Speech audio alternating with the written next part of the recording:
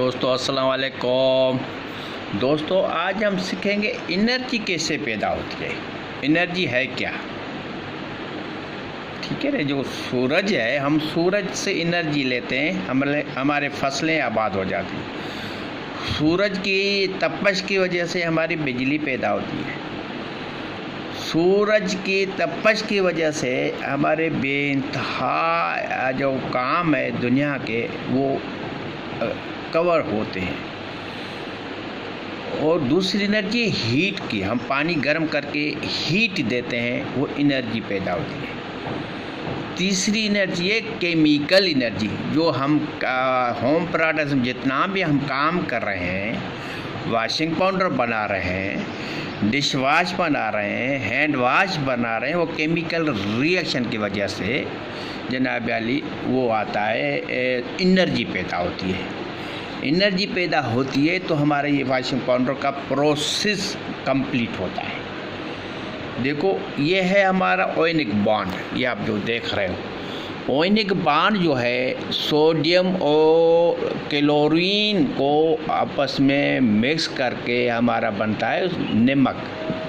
पानी में जब जाता है तो कुदरत ने पानी में डीएसोसिएट की ताकत रखी है, इसको तोड़ देता है, इसको ओएन को मुर्दा कर देता है, इसको जो सोडियम के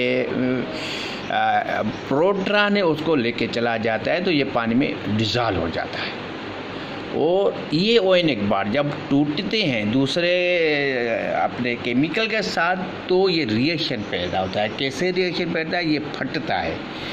पहले हम न्यूट्रलाइज करते हैं तो ये आपस में जुड़ जाते हैं, ये है आयनिक बॉन्ड।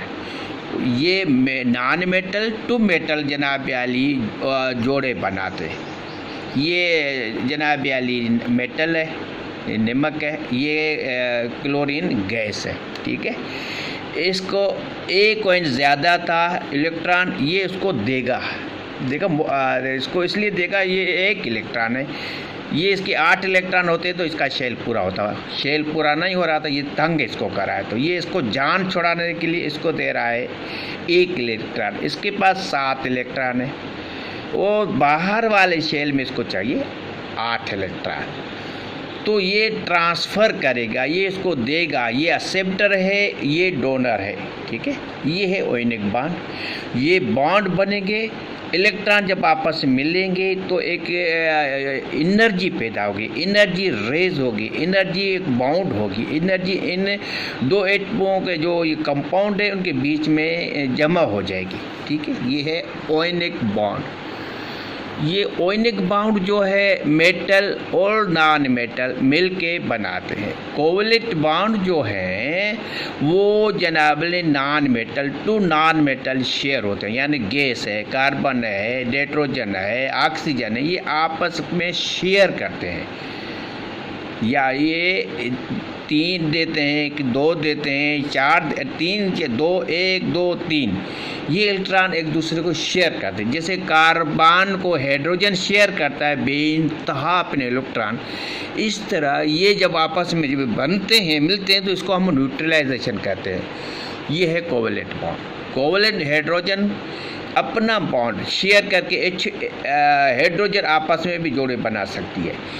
यही हाइड्रोजन कार्बन के साथ बैठ के जोड़े बनाएगी, यही हाइड्रोजन जनाब ऑक्सीजन के साथ मिल के एक बॉन्ड बनाएगी।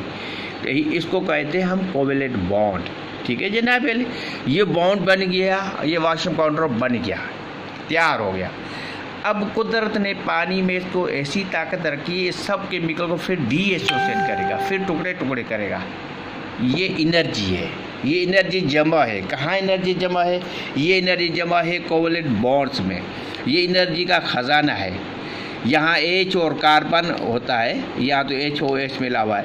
तो ये एनर्जी जब टूटेगी तो ये धमाका होगा, कार्बन डाइऑक्साइड खारे हो जाएगी, इसको जगह चाहिए बाहर निकलने के लिए, एनर्जी पैदा होती है। ये एनर्जी देखो, जैसे ही ये बाहर निकलेगी, ये बाहर निकलेगी तो ये टूटेगा, ये टूटेगा, ये टूटेगा, ये टूटेगा, ये टूटेगा, तो फिर नए तरह से जोड़े बनाएंगे, फिर कोवलेंट बॉन्ड बनाएंगे। देखो ये कार्बन हाइड्रोजन के बॉन्ड बने हुए, ये बॉन्ड जो है एनर्जी के खजाना है, ये एनर्जी का खजाना है, इसको कहते हैं केमिकल रिएक्शन।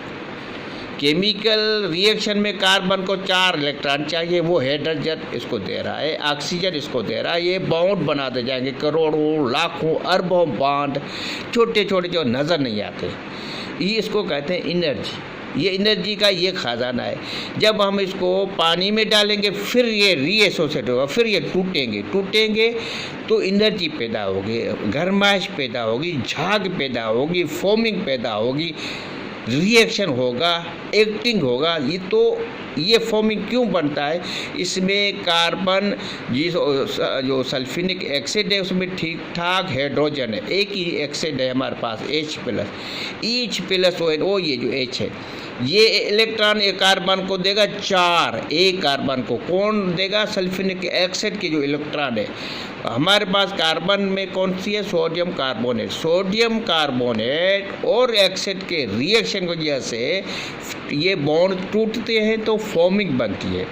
HLES जो हमारा शैम्पू बेस है उसमें भी हाइड्रोजन और कार्बन के वाफर मिकदार है, सल्फर का वाफर मिकदार है, वो भी एक एक्टिव मैटर है।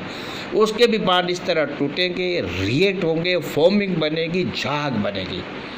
नमक में मैं पहले का 10 मरतबा कह चुका हूँ कि जनाब उसमें इस तरह के पानी में बॉन्ड नहीं बनते, मॉलिक्यूल्स नहीं बनते, मगर कार्बन, हाइड्रोजन, ऑक्सीजन, नाइट्रोजन, ये जो गैसेस है या सोडियम है, ये इस तरह के बॉन्ड बनाते हैं, पानी में डीएसोसिएट होते हैं, टूटते हैं, एनर्जी पैदा होती है।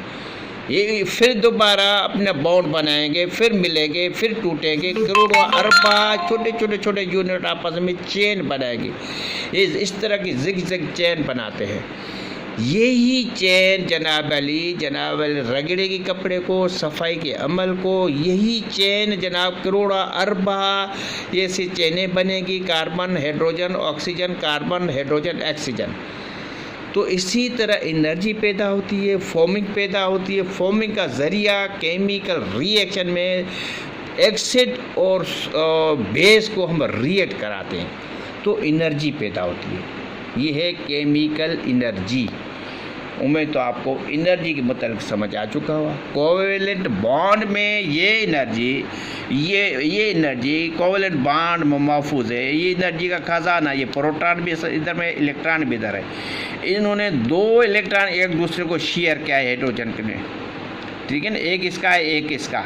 इस तरह अगर यह कार्बन होता तो चारों तरफ से हाइड्रोजन उसको कब्जा कर लेता।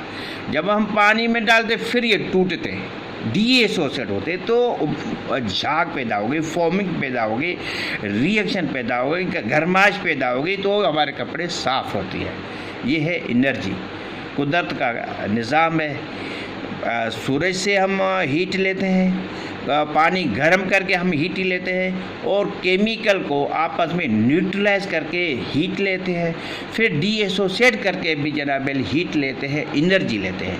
ये है एनर्जी की वजह से हमारे ये कपड़े साफ़ होते हैं, केमिकल रिएक्शन की वजह से, जिसमें हाइड्रोजन कार्बन फार्मूला के तहत बेहतरीन वाफर मिकदार में एक्टिव मैटर होंगे, सरफेक्टेंट होंगे, एक वाफर मिकदार में हाइड्रोजन के इलेक्ट्रॉन, कार्बन के इलेक्ट्रॉन आपस में टकराने की सलाहियत होगी, स्ट्रांग बेस होगा, स्ट्रांग एक्सिड होगी, तो एनर्जी पैदा होती है। और उस एनर्जी की वजह से हमारे कपड़े साफ़ होते हैं, बर्तन साफ़ होता है, साबुन की इंडस्ट्रीज़ हो, टेक्सटाइल की इंडस्ट्री हो, सब वाफर मिकदार में फ़ायदा उठाते हैं इस एनर्जी से। उम्मीद तो आपको एनर्जी के मतलब आपको काफ़ी मालूमात आ चुकी होगी। खुदा हाफिज़।